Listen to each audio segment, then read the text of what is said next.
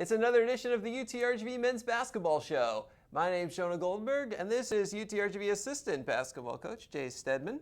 Welcome to the show, Jay. Thanks for having me. Our pleasure. Well, since the last time we spoke to you, UTRGV has played a whole bunch of games. They went to a tournament out at Utah State, went to UTEP, came back home to play Our Lady of the Lake. And Coach, non-conference season has come to a close now. Well, what do you see from your team so far? Well, it's a learning experience. I mean, you have some teams in there that you figure are like we'll play in conference, and then there's some other ones that are a little bit more powerful. We call them guarantee games that you probably know you're going to get beat up a little bit, but kind of helps our budget and our program. But a lot of the games we played were close games and what we feel like we'll play in the WAC. So a lot of improvement, a lot of work to do still, but definitely a good non-conference so far.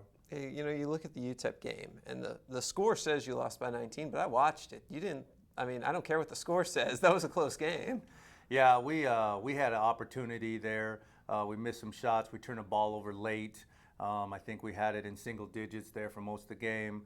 We shot the ball well. We defended. At the end, they turned up the press a little bit, and it got away a little bit towards the end. So the end result wasn't how the game was going most of the game. We should have had at least a 9, maybe 8-point loss, maybe. Well, and you play close with good teams like that, and that's certainly not the only one this season was. I'd say about your team to be able to go toe-to-toe with teams like that. Well, like Coach Hipsher says, we're close. I mean, we have to eliminate the mistakes, the turnovers, offensive rebounds we're giving up, but we're close. If we can hang tight with Miamis and UTEPs of the world, that will take us well playing against the GCUs and New Mexico States, because, you know, if we can play with the so-called BCS big boy schools, then, you know, we're close with our WAC conference opponents that we'll be facing soon. Well, you beat Our Lady of the Lake 89-81 to close out non-conference play. What did you see out of that game? Well, Our Lady of the Lake is a very good team. They beat Incarnate Word. You know, they have a lot of good players.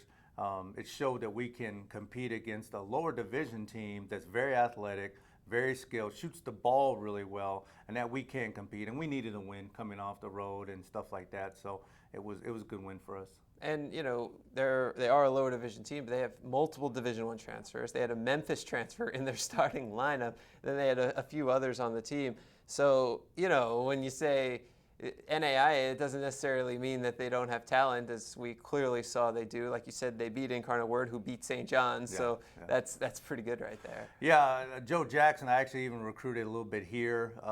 Brown from Dallas, a kid that we liked, thought he was just a little bit small. The kid from Memphis is obviously a Division I player. So NAIA Division II, there's very little difference between lower Division I mid-major programs. They're just some of those kids didn't make grades or transferred or something happened, but very good competition. Well, in that game, 5 players reached double figures in scoring, led by Dakota Slaughter, who hit 5 3-pointers in that game.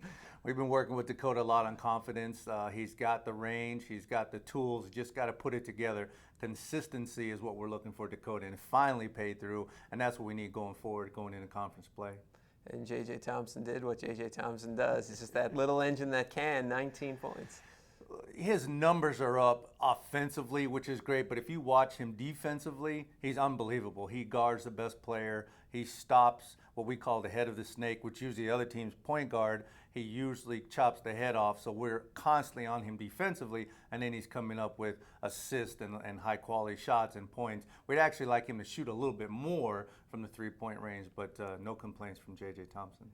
I know this wasn't his highest scoring total of the season, but 10 points, 10 assists, no turnovers. Is it fair to say this might have been Antonio Green's best game? It was. And you talk about a freshman who I'm very high on, that was thrown into the mix. He's played really well at times.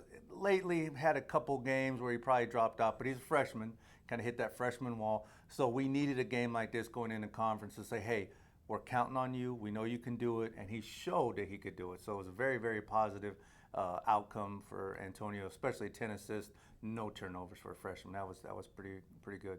Coach Hipsher talks about a lot how, you know, sometimes freshmen, it takes until that semester break to get their legs under them because they're seeing something new, classes on college campus away from home. But the way Green has just stepped in and he's pretty much done it all right from the very start has been pretty impressive.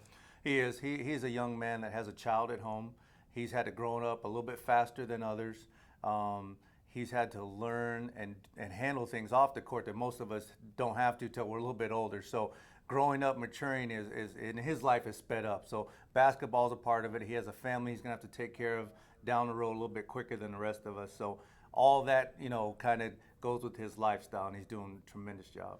I know you've already started looking at video and stats of the various teams around the WAC. How do you think the conference is going to shake out this year? It's tough. It's tough. You look at GCU, who's off to a great start. You look at New Mexico State, who's New Mexico State.